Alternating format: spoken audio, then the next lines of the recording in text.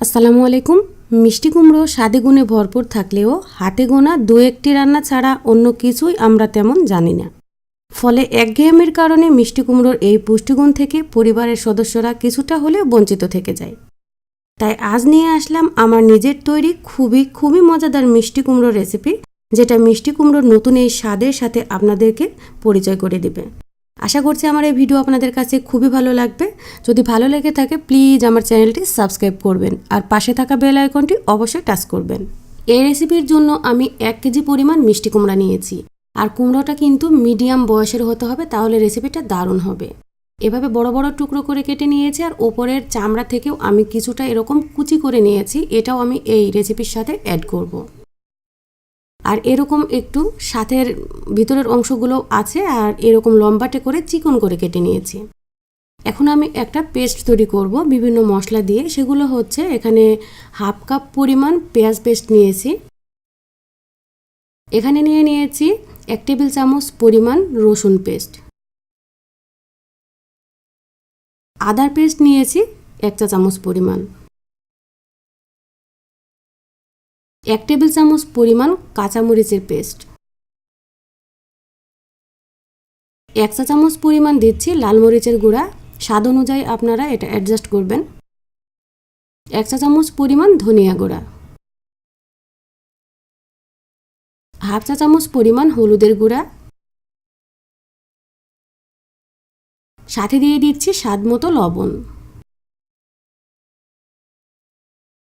উপাদানগুলোকে খুব ভালোভাবে মিক্স করে নিতে হবে। এই মশলার পেস্টটাই কিন্তু আপনার রেসিপিটাকে অনেকটাই স্বাদযুক্ত করে দেবে, সেজন্য প্রথমে খুব ভালোভাবে মিক্স করে মশলাটা তৈরি করে নেবেন। আমারটা মিশিয়ে নেওয়া হয়ে গেছে। আমি কেটে রাখা মিষ্টি কুমড়াগুলোকে একটা বড় সাইজের বোলের মধ্যে নিয়ে নিচ্ছি। ওপরের যে খোসাগুলো কেটে রেখেছিলাম সেটাকে এর মধ্যে দিয়ে দিলাম। তৈরি করে রাখা যে মশলার পেস্ট সেটাকে এর মধ্যে ঢেলে দিচ্ছি। এখন হাত দিয়ে খুব ভালোভাবে সব উপাদানকে মিশিয়ে নিতে হবে। আমরা যেভাবে অন্যান্য সবজি বা মাংস মাছ মেখে নিই, এভাবে আমি মেখে নিয়েছি। রান্না করার জন্য চুলায় চলে এসেছি। 1/8 কাপ নিয়েছি সরিষার তেল, 1/8 কাপ নিয়েছি সয়াবিন তেল। তেলটা একটু গরম করতে হবে মিডিয়াম আঁচে। সাথে দিয়ে দিচ্ছি 1/2 চা চামচ পরিমাণ আস্ত জিরা, 1/2 চা চামচ পরিমাণ মিষ্টি জিরা। একটু ফোড়ন আসা পর্যন্ত অপেক্ষা করতে হবে। সাথে দিয়ে দিলাম 2টো শুকনো মরিচ আর একটা তেজপাতা, এগুলোকে আমি ছিঁড়ে দিয়ে দিয়েছি। 1 মিনিটের মতো মিডিয়াম লো আঁচে এগুলোকে ভেজে নিতে হবে, খুব সুন্দর একটা অ্যারোমা ছড়ানো পর্যন্ত। মশলা দিয়ে মেখে রেডি করে রাখা মিষ্টি কুমড়োটাকে এর মধ্যে দিয়ে দিচ্ছি। সাবধানে দিতে হবে, তেলটা যেন ছুটে শরীরে না আসে। এখন আমি চামচ দিয়ে ভালোভাবে নেড়ে মিশিয়ে নিচ্ছি। খুব বেশিক্ষণ মেশানোর দরকার নেই, আমি কিছুটা মিশিয়ে নিচ্ছি তেলের সাথে।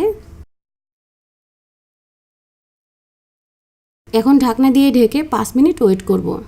কিছুক্ষণ পর লক্ষ্য করে দেখতে পাবেন ভিউয়ার্স, মিষ্টি কুমড়ো থেকে এক্সট্রা যে পানিটা সেটা বের হয়ে এসেছে। এই পানি মশলা এবং তেলের সাথে খুব ভালোভাবে মিষ্টি কুমড়োটাকে কষিয়ে নিতে হবে। এই অবস্থায় আমি রাখবো 6-7 মিনিটের মতো। আর মাঝখানে অবশ্যই নেড়ে চেড়ে দিতে হবে, কারণ এক্সট্রা পানি অ্যাড করা হয়নি, মশলাটা নিচে লেগে যেতে পারে। এখন ঢাকনা দিয়ে ঢেকে দিয়েছি। কিছুক্ষণ পরে লুকটা অন্যরকম আসবে, আর মশলাগুলোও কিন্তু খুব ভালোভাবে কুমড়োর সাথে কষানো হয়ে যাবে।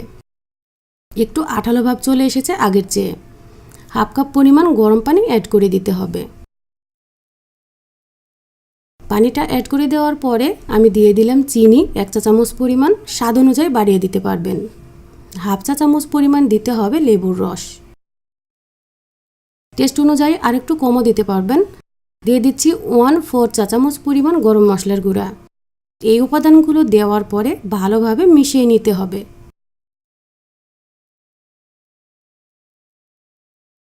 খুব ভালোভাবে যখন এই উপাদানগুলো মিশিয়ে নেওয়া হয়ে যাবে মিষ্টি কুমড়োর এই তরকারির সাথে, তখন এটাকে আমি ঢেকে দিয়ে ফ্লেভারটা ভালোভাবে ছড়ানোর জন্য অপেক্ষা করেছি। 2-3 মিনিট পরে তেলটা যখন উপরে ভেসে উঠেছে তখন আমি এর উপর দিয়ে ছড়িয়ে দিচ্ছি ধনিয়া পাতা কুচি 3 টেবিল চামচ পরিমাণ। ধনিয়া পাতা কুচিটা দেওয়ার পরে সাবধানে নেড়েচেড়ে দিতে হবে। এর কারণ হচ্ছে এর লুকটা যেন ভালো থাকে, একেবারে ভেঙে যেন ভর্তা না হয়ে যায়। খুব বেশিক্ষণ রাখার দরকার নেই। ধনিয়া পাতাটা অ্যাড করার পরে পরিমাণে একটু কমে আসলেই নামিয়ে নিতে হবে। এখন গরম গরম সার্ভ করতে চলে এসেছি আমার মজাদার এই মিষ্টি কুমড়ার রেসিপি। আপনাদের কাছে অবশ্যই ভালো লাগছে, আর দেখে ভিউয়ার্স আপনারা একটু আইডিয়া করার চেষ্টা করুন এটা খেতে কতটা দারুণ হতে পারে। অবশ্যই বাসায় ট্রাই করবেন, আশা করি আপনাদের কাছে খুবই ভালো লাগবে।